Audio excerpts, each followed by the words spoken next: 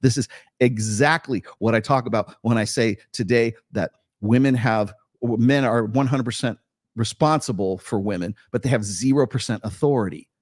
Because we think in terms of, like Scott Galloway is talking about right now, that the authority side of masculinity, the side of masculinity that would take action, that would kick ass and take names, that would jump off a fucking gigantic cliff and go cliff diving down into the fucking water, that side of masculinity is just as necessary as the side of masculinity that would serve a female imperative. Go in and save the baby from the burning building. You don't get one without the other. The problem is we have been acculturated and socialized for the last 4 fucking generations in a post-sexual revolution society that says men need to get in touch with their feelings. They need to be more feminine. They need to express themselves. They need to be more like walls. Fuck you. The reason we're in the shitstorm that we're in right now, the reason why guys are fucking opting out is because of that shit right there. Because you prioritized this, feminine approved version of masculinity while saying the other side is toxic or corrupt or there's something wrong. Or in the case of the APA, it's a fucking personality disorder. You want to know why we're fucked right now as a society? You want to know where'd it go? Let me go grab this guy's comment again. Here you go. You want to know why woke culture is an inevitable end of gynocentrism? That's it. Woke culture is female culture. It is 100% inspired by a female imperative. It is gynocentric. Wokesy stuff, I will challenge you. Show me any kind of issue that the wokesy side of things versus sort of the base side of things. I don't even know what the opposite even word is these days.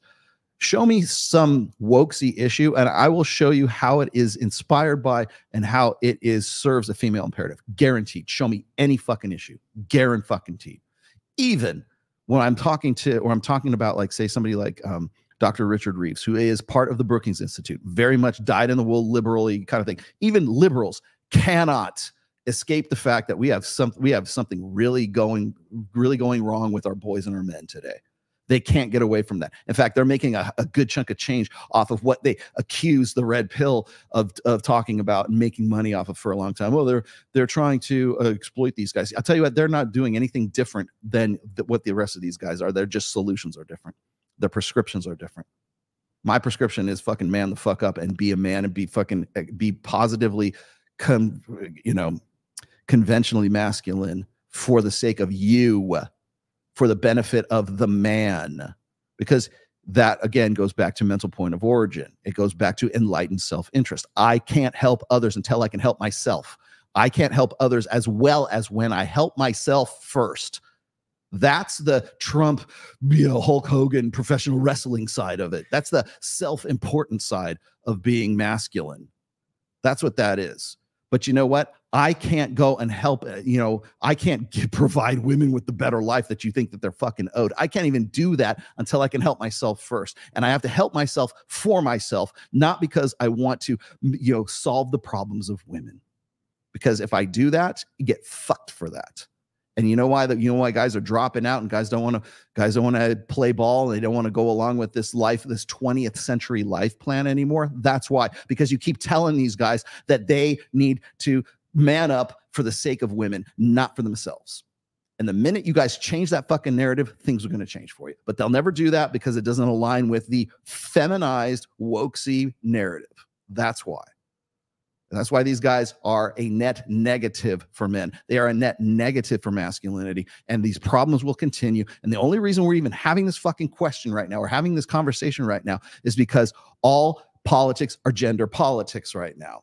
Especially as we get even just this inch that much closer. You want to know why there's an NGO, and I'm on some fucking watch list with Aaron Clary and the rest of these guys from Diverting Hate, because they think that guys like me are going to radicalize guys to go and vote for Trump. That's really what the bottom line is. And I don't even have to do that because they're doing it naturally.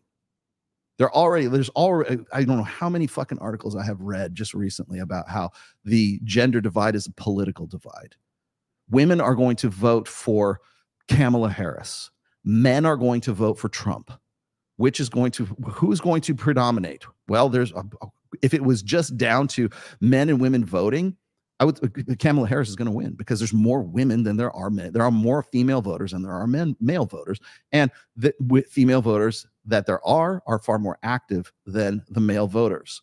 So if Rollo Tomasi and the red pill and all this other stuff is a gateway to becoming more conservative and to voting for a more conservative candidate, in this case, male, then that's why you want to know why they have to have contingencies. You want to know why organizations like Progressive Victory want to have me put out of fucking business, why you have the McCain Institute, the DHS, Diverting Hate, all these, and that's just one NGO. There's other NGOs as well, are in collusion with fucking YouTube and yes, even Elon Musk and Twitter to like redirect traffic. It's because they don't want you to hear what I have to say, because if what I'm saying is in some way some sort of gateway for you to actually to register as a Republican and vote for Trump, that's an existential threat to them. That's why I have to be silenced. That's why Ryan Stone has to be silenced, and Aaron Clary and Myron and even Sandman. Jesus Christ, we're all in this fucking same. But how do we get in this? How do I get in this boat? How do I get in the bus with fucking Sandman? Is what I want to know, right? Yeah, I mean, nothing against the guy, but like, I haven't even heard that name in fucking years. Rollo, risky behavior and pushing the limits is proven to be euphoria like sensation produced by testosterone while working out. Yeah, I believe it. It's like a runner's high, man. Totally. Yeah. So solipsism in women is a selected for mechanism because women have to be able to think of themselves. You want to talk, it goes back to enlightened self-interest. That's all it is. It's an innate way of thinking about yourself first. One of the reasons why I think it was Camille Paglia said, we raise our boys as if they're defective girls. We didn't used to do that. But when she was talking about that and she was bringing that up, saying, you know, we're like, who are their teachers? The teachers are primarily female. If you grew up in the United States and all you'd ever did was go to, oh, hell, even private school, but if you go to public school your entire life, odds are your teachers, at least 77, maybe 78% of them are going to be female. They're going to teach you from a female-specific perspective and a female-specific approach. We do the same thing when we say, oh, well, men need therapy. We need to be concerned with men's mental health. And I'm not saying we do. I'm just saying that the solution and the prescriptions isn't to diagnose them and to give them therapy that would work for females. We won't even know. We can't even like broach the subject of the fact that like men might have like might process emotions differently than women do.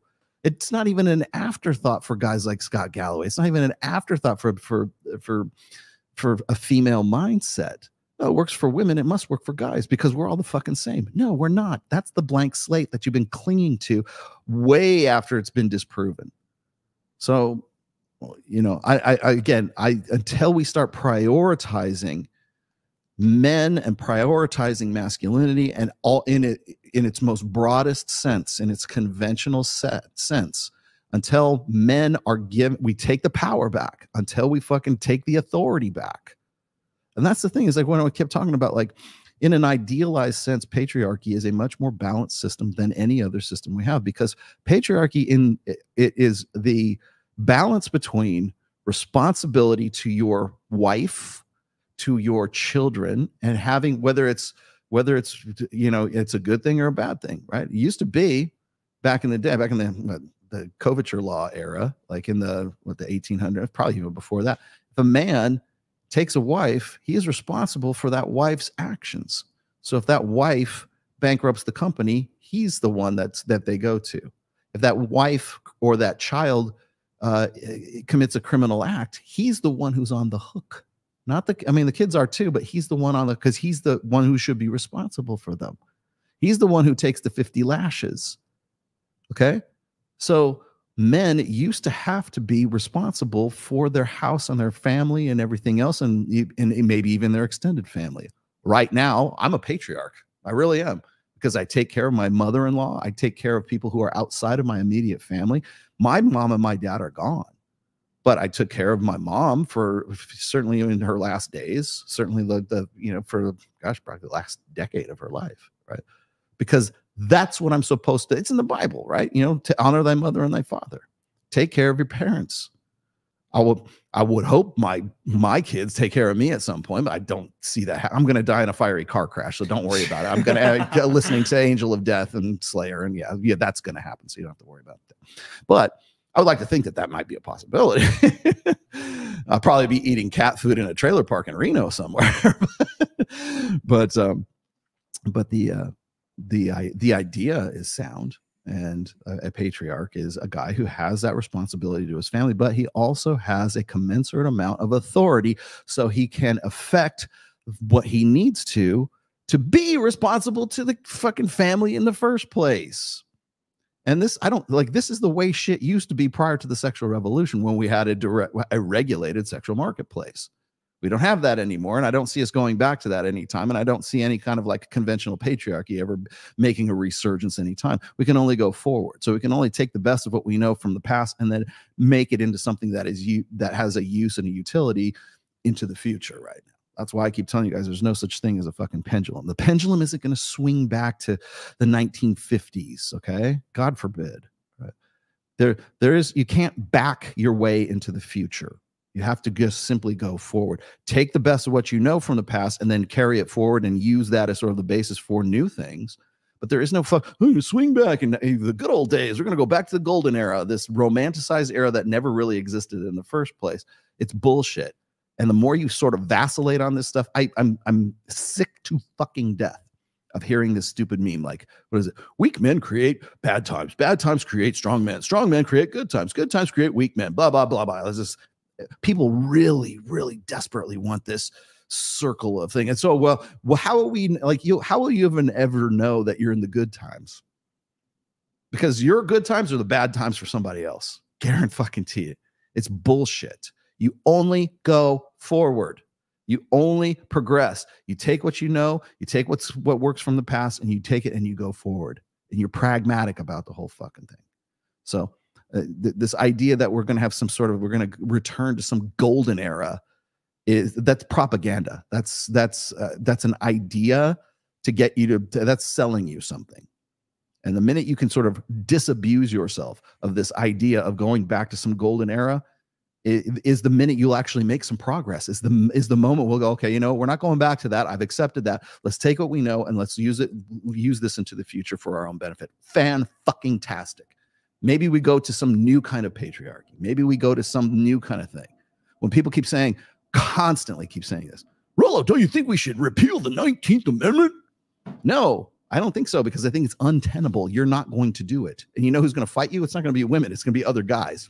It's going to be men who fight you. It's not going to be women who fight. They'll fight you too, but it'll be men, because it is men who enforce rights. Women don't enforce rights. Women aren't the ones out there, because men are the ones who, it's violence, man. Men, ultimately, when it comes down to violence, men are the ones who perpetrate the violence. And boy, ask any feminist, whether it's men who do, you know, the majority of, you know, violent acts, they'll tell you, yes, those violent acts are also what enforces your rights. So keeping that in mind, you're not going back. You can only go forward. And I'll tell you this right now, and tell people like Scott Galloway and Matt Walsh and the rest of these you know, shill trad cons, accept the fact that men have 0% authority and 100% responsibility, which is the definition of slavery, until they can see that, until they can say men need to be men and they need to be better men for the sake of being better men, not to solve women's problems. Because right now, when I keep saying that, the conservatives are some of the biggest feminists you will ever know. That's what I'm pointing out.